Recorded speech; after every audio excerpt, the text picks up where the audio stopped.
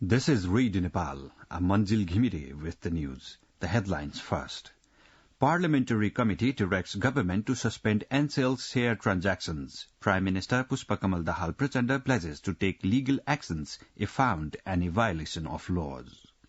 Finance Minister Dr. Prakash Saran Mahat says problems seen in country's industry and construction sectors will be resolved soon, and 6.2 magnitude earthquake kills at least 127 people in China's Gansu province.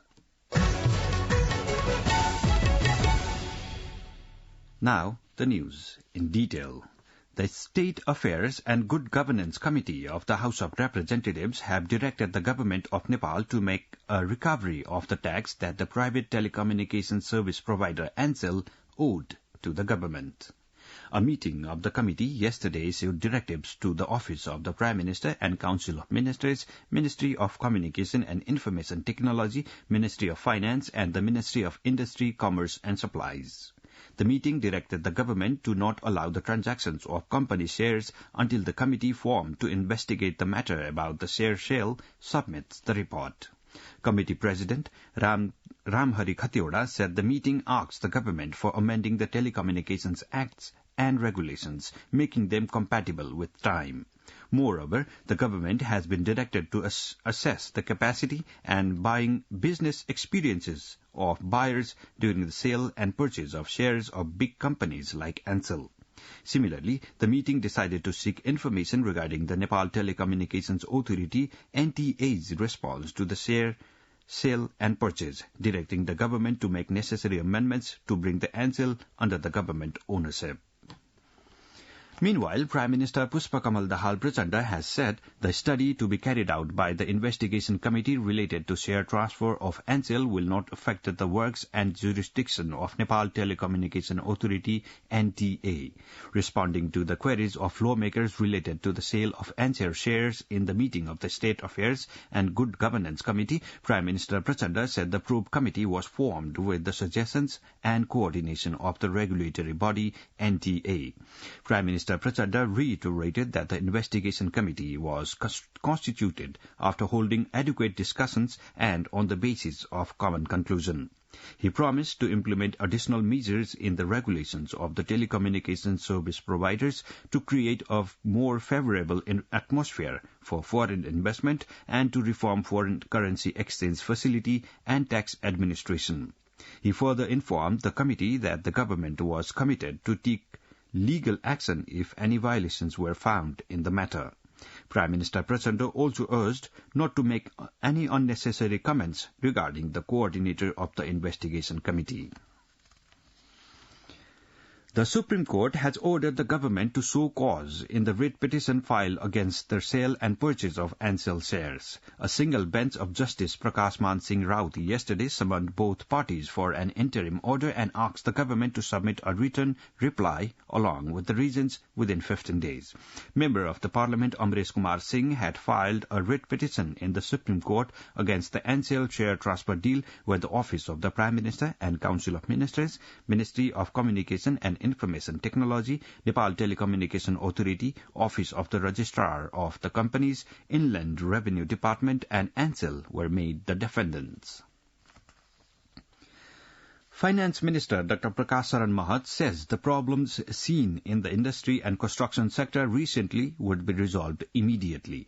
At a program organized by Makwanpur Chamber of Commerce and Industry in Hetauda yesterday, Finance Minister Dr. Mahat mentioned that problems seen due to banks' interest rate and payment would be resolved. The Finance Minister mentioned that the management process for the industrial area located in Hetauda would be forwarded in collaboration of Makwanpur Chamber of Commerce and Industry and private sector. Sri Lankan ambassador to Nepal, Sudarshana Pathairana, paid a courtesy call on Prime Minister Pushpakamal Dahal Prachanda yesterday. According to the Prime Minister's Secretariat, during the meeting held at the Prime Minister's office in Singh Durbar, various issues related to Nepal and Sri Lanka relations were discussed. The Supreme Court has issued an interim order not to immediately implement the decision of the Ministry of Health and Population to remove Dr. Santosh Paudel from the post of Director of Beed Hospital. A division bench of Justices Sushma Lata Mathema and Til Prasad Shrestha issued an interim order not to implement the decision to remove Dr. Paudel. The order comes in response to a writ petition against the decision at the Apex Court. Minister for Communications and Information Technology Rekha Sharma has said that the government is making necessary preparations for bringing about radical changes in the information technology sector, as minor reforms would not suffice. In an interaction with the IT Journalist Forum yesterday, Minister Sharma said necessary homework are being carried out for policy, legal and structural reforms.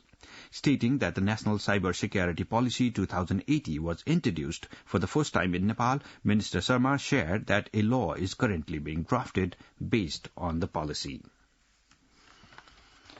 Minister for Foreign Affairs N.P. Saud has said that he had been continuously emphasizing on enhancing capacity of human resources by investing considerably on education and health.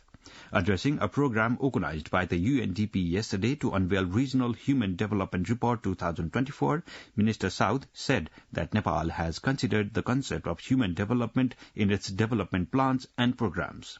He admitted that Nepal could not maintain stability in achieving the goals of the Sustainable Development Goals due to both internal and external reasons. Underscoring proper attention to the problems facing the Himalayan nations due to climate change, Minister Saud said that this very topic was the main message underlined in the recently held climate conference COP28.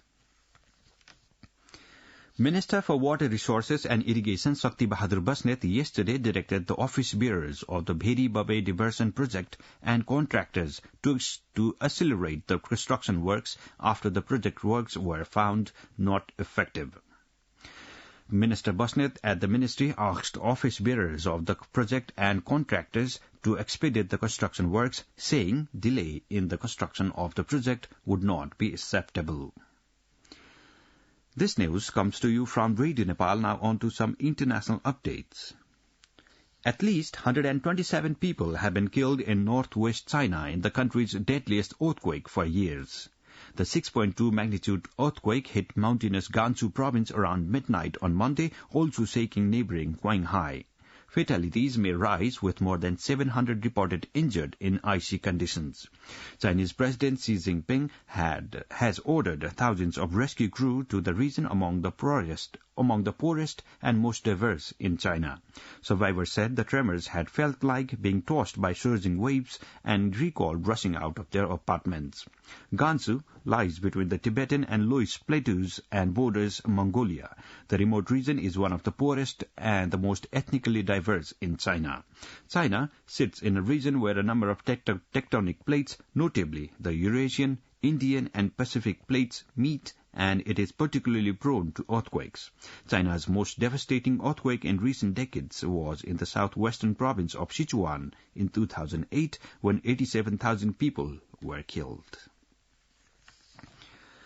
Colorado's Supreme Court has removed Donald Trump from the 2024 presidential ballot, citing an insurrection clause in the U.S. Constitution. In a decision that upends the White House race, the court ruled 4-3 that Mr. Trump is not an eligible candidate. It is the first time that Section 3 of the Constitution's 14th Amendment has been used to disqualify a presidential candidate.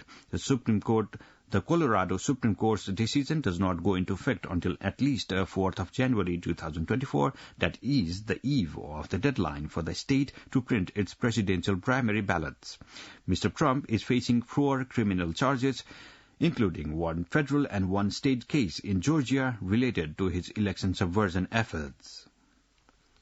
Now the general weather forecast for the country. With the partial influence of westerly winds across the country, Meteorological Forecasting Division has forecast the weather to be partly to generally cloudy throughout the country today. According to the latest information provided by the division, the minimum temperature of Kathmandu Valley is recorded as 5.5 degrees Celsius and the maximum temperature as 16.5 degrees Celsius. With this, we have almost come to the end of this news bulletin from Radio Nepal for this hour, but before wrapping it up, let's have a reminder of the headlines once more. Parliamentary Committee directs government to suspend NCL share transactions. Prime Minister Pushpa Kamal Dahal Prachanda pledges to take legal actions if found any violations of laws. Finance Minister Dr. Prakash Saran Mahat says problems seen in country's industry and construction sectors will be resolved soon. And 6.2 magnitude earthquake kills at least 127 people in China's Gansu province. This is all we have for this bulletin. Our next bulletin in English will be at 2 in the afternoon. You can listen to us online on our website www.onlineradionepal.gov.np and our mobile app. For more news and information, keep listening to Radio Nepal. Have a good day.